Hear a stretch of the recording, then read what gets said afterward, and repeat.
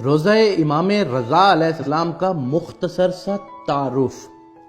بادشاہ امام رضا علیہ السلام کے حرم کا کل رقبہ 240 ایکڑ ہے، یعنی 1920 کنال۔ حرم پاک کا ایک چکر 4 کلومیٹر کا پیدل سفر بنتا ہے۔ سڑک جہاں سے ختم ہوتی ہے وہاں سے حرم پاک میں داخل ہوں تو دنیا کا سب سے قیمتی پتھر لگا ہوا ہے۔ وہ گرینائٹ لگا ہوا ہے جو گرمیوں میں ٹھنڈا رہتا ہے اور سردیوں میں گرم ہوتا ہے۔ صحن کے باہر جو ابتدائی دروازے ہیں وہ اتنے قیمتی لکڑی کے ہیں جو دنیا کے کسی بھی بندے کو دستیاب نہیں ہیں۔ پھر جب صحن ختم ہوتا ہے تو آگے شروع ہو جاتا ہے حرم۔ حرم پاک کے جتنے دروازے ہیں وہ سب کے سب سونے کے دروازے ہیں۔ ایک دروازے میں گلوب کی طرح لٹکا ہوا ایک فیروزہ ہے۔ اس فیروزے کے بارے میں حرم کی کتاب میں لکھا ہوا ہے کہ پورا ایران برباد ہو جائے اس پتھر کی قیمت سے دوبارہ آباد ہو سکتا ہے۔ بادشاہ رضا علیہ السلام کے مہمانوں کے لیے جو سبیلے ہیں وہ سونے کی ہیں اور جو پینے والے برتن ہیں وہ چاندی کے ہیں۔ جو ہی صحن ختم ہوتے ہیں آگے جوتے اتارنے کی جگہ ہے۔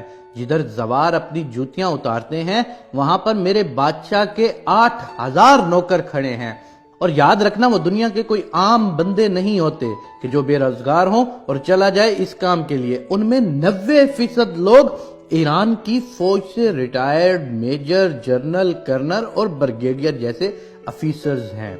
وہ ریٹائرمنٹ لے کر درخواست دیتے ہیں کہ ہمیں پینشن نہ دے، بادشاہ رضا علیہ السلام کے زواروں کی جوتیاں اٹھانے کی نوکری دی جائے۔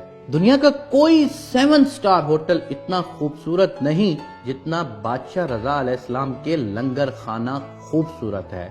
جہاں تک میں نے ایک عالم دین سے سنا تھا کہ وہاں پر زوار کی عرش کے فرشتے مہمان نوازی کرتے ہیں۔ یہ جتنی بھی چیزیں ہیں، سونا، چاندی، اینٹیں، پتھر، ان سب کی فیکٹریاں امام رضا علیہ السلام کی اپنی ہیں۔ کچھ صحن ایسے ہیں جن کا رقبہ بہت وسیع و عریض ہے۔ ان کو صحن بزرگ کہتے ہیں۔ اذہان میں جو بزرگ، ضعیف یا معذور زوار مہمان آتے ہیں ان کے لیے صحن میں امام رضا علیہ السلام کی گاڑیاں کھڑی ہوتی ہیں، اس لیے کہ میرا زوار چل نہیں سکتا، اسے سواری پر لے کر آؤ۔ 3 منزلوں پر محیط ہے میرے بادشاہ رضا کی زری مبارک۔ ان تینوں منزلوں کی زیارت کی جاتی ہے۔